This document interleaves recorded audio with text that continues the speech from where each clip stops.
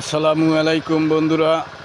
আজকে 8ই ফেব্রুয়ারি রোজ শনিবার ফ্যাসিস্ট আওয়ামী লীগের বিরুদ্ধে একটি গণমিছিল আয়োজন করা হয়েছে।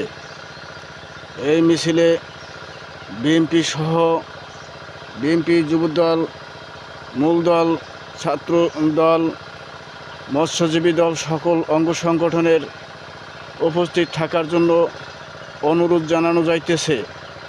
আজ শনিবার বিকাল 3টায়